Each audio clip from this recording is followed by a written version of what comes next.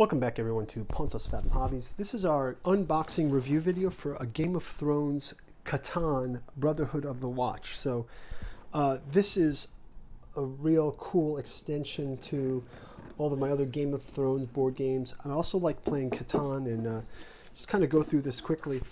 Starts out just you can play a basic Catan game with this, but you also can play using the Wildings mechanism. So this looks like lots of interesting stuff to jump into. So here there's like a basic Catan game, or you can do the game with the Wilding March. So you've got this extended board, all these board pieces that we'll set up, and then you have a lot of the mechanisms that are familiar, so like the player cards, but you can see there's some differences from normal Catan. Like for example in this one, there's also something called the guard, where you put the soldiers up on the wall. So, and then we have, in addition to the mechanisms of Catan, like the resource cards, they are also, oh, this is very nicely set up. That has actual trays in it.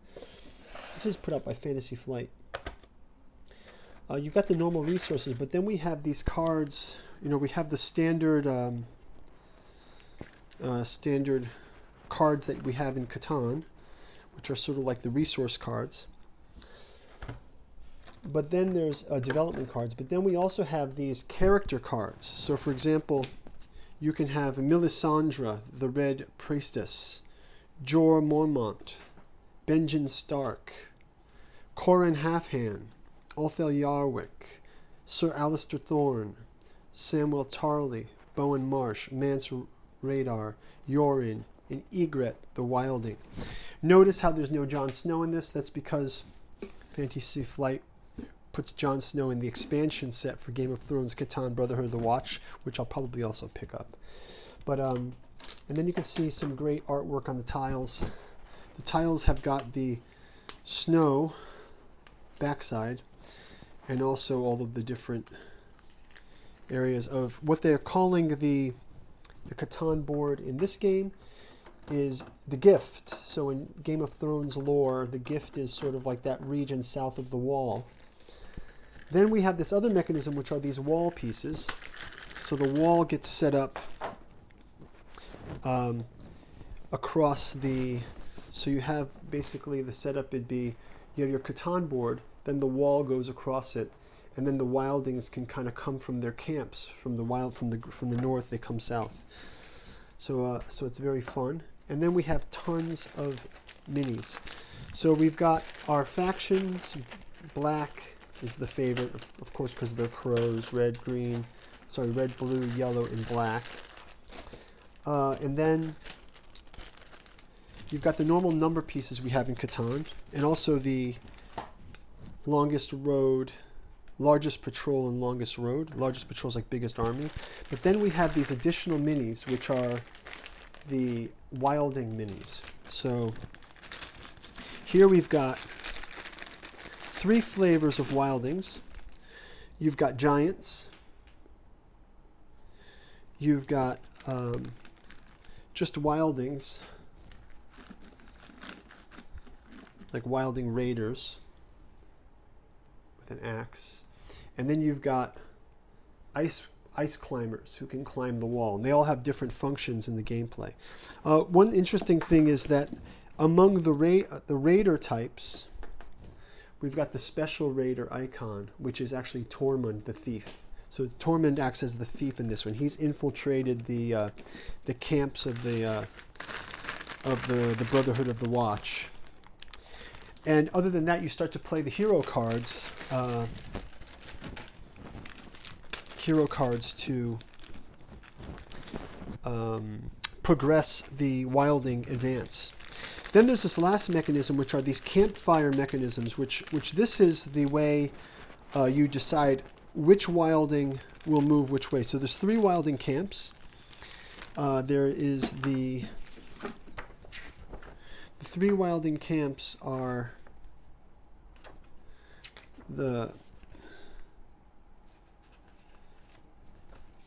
it's basically the foot,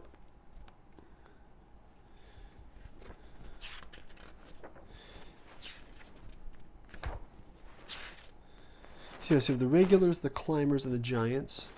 And then the 3 wilding camps basically represent these 3, let's call them paths, right?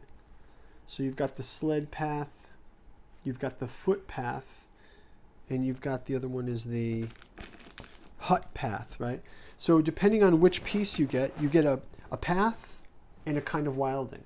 And what you have to do is you pick that wilding and you slowly advance them. And as they advance on the wall, they can come across the wall. And when they come across, they kind of act like a thief. Each wilding blocks the resource for the Catan play. So looks real fun and interesting to jump into. I'm kind of wondering, let's show you the minis here. Maybe I'll show you the yellow ones just because they're clearer. For the minis, again, they're pretty well done. And you've got the 4 basic types. Now, traditionally in Catan, you're going to have the roads, and then you're going to have your settlements, and then you're going to have your keeps, right? So this is just the progression of this. It kind of looks Winterfell-ish, I guess. And then they also add in these little Brotherhoods of the Watch. I'm thinking it might be kind of fun to paint them, but you'd have to do it in a way that retains the board game. Like, these would have to still be yellowish somehow. But maybe if we painted the cloaks black to show them as crows and the hair, but left like some yellow armor or something like that, maybe that's a way to show it.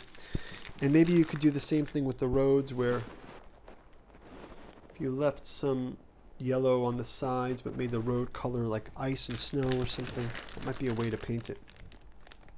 Has anybody painted these? Like, if you guys have, go ahead and let me know in the description. And then also there's 2 dice mechanism. You have your normal 2 dice that you roll, and then there's a die 12 that you roll for the wilding advance.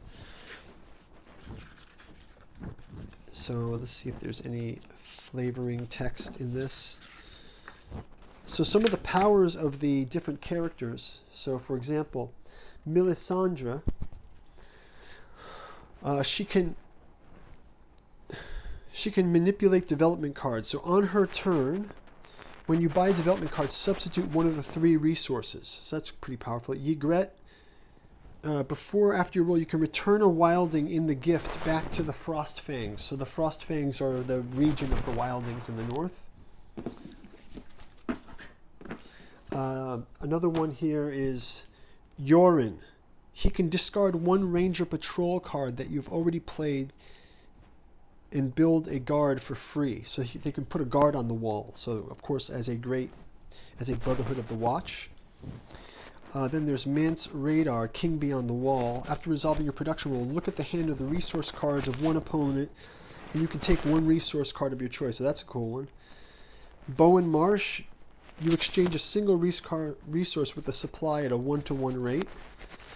Samwell Tarley, if you have not received any resource cards, you can take 1 resource card of your choice from the supply. Well, this is like such a Sam card, right? Poor Sam. Samwell Tarley.